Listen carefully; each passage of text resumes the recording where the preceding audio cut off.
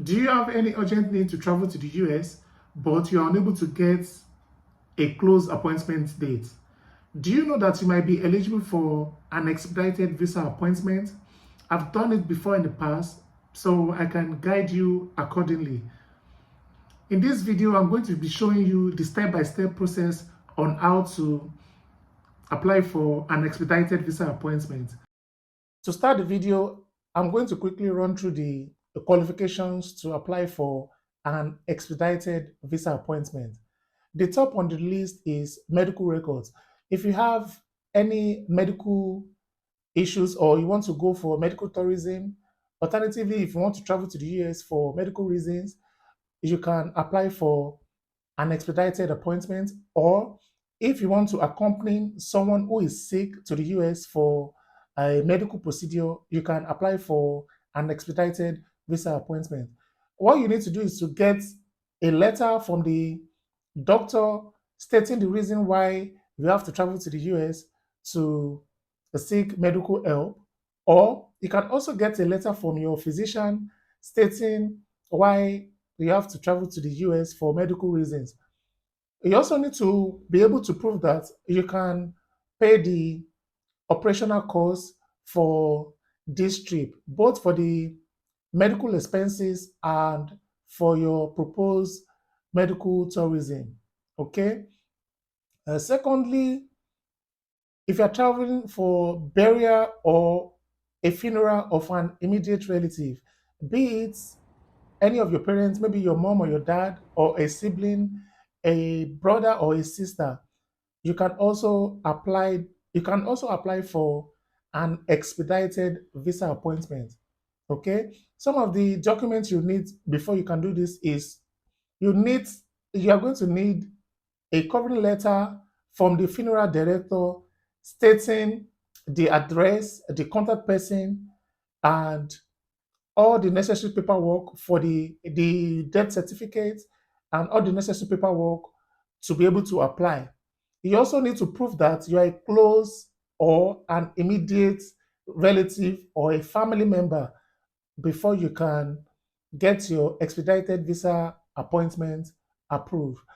Another reason or another qualification where you can apply for an expedited visa appointment is if you're a student or an exchange student.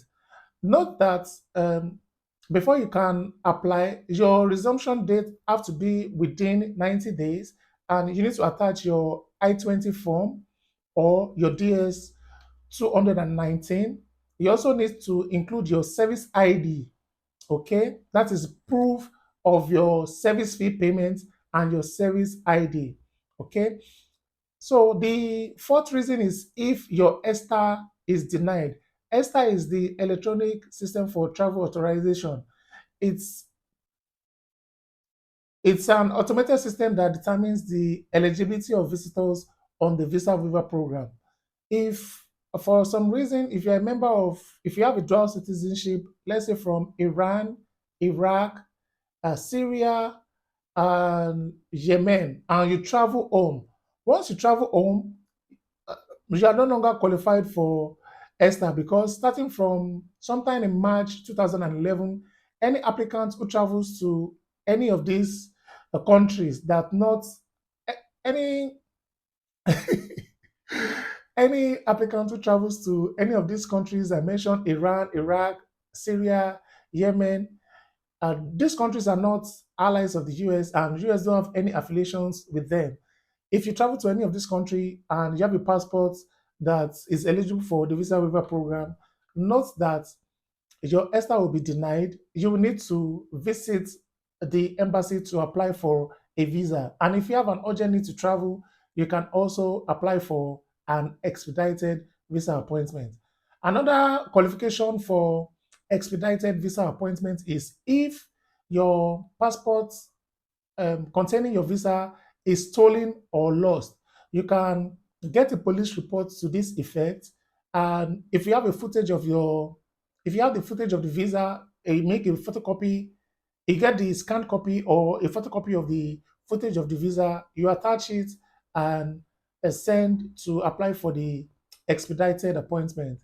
And lastly, if you have any urgent business reason to travel, you can also apply for an expedited appointment. But you need to prove that if you did not get this, you need to prove that if you did not get this expedited appointment, it's going to cost a huge loss on your business. And you also need to get the paperwork or the documentation from um, the correspondent you are visiting, stating that this business is very, very paramount to your business back home. Okay, so these are the qualifications to apply for an expedited visa appointment. Let me quickly run through the requirements to apply for an expedited visa appointment. The first thing you need to know is you need to determine the type of visa you need, be it a non-immigrant visa or an immigrant visa. If it's a regular B1, B2 visa, a student visa, a J1 visa, an H1B visa, regardless of um, what the visa type is, you need to determine the one you need. Okay. You also need to fill the visa online application form, popularly known as the DS 160. If it is for the non immigrant visa, you fill the DS 160. And if it's for an immigrant visa, you fill the DS 260. You also need to create your profile and you sign in into your account. Okay. After signing in into your account, you complete your personal details and pay the MRV fee. The MRV fee is your visa fee. For non-immigrant visa, it is $185. After doing this, you schedule your regular visa appointment. After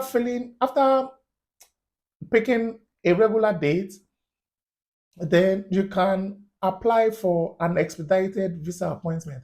Before you can apply for an expedited visa appointment, you need to schedule a regular visa interview, regardless of where or when the date is. Okay.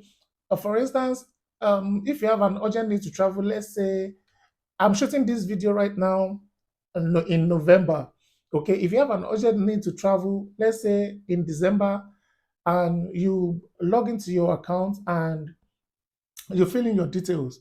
If the first appointment date you can get is, let's say, 2026 May, just pick that date and you apply for an expedited appointment.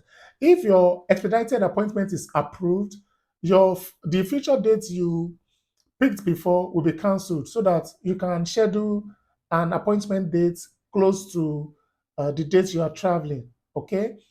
For some reason, if your expedited appointment is cancelled, note that the future date you picked before still remains. Okay. And you schedule your expedited visa appointment. After scheduling the expedited visa appointment, you attend the appointment, and if you are lucky and your visa is approved, they tell you procedures on how to pick up your passport, then you can retrieve your document. That is all I have for you today. If you find this video useful, please hit the like button, and if you are yet to subscribe, please subscribe to my channel to support me. Thank you for your time, and see you on the next one. Bye.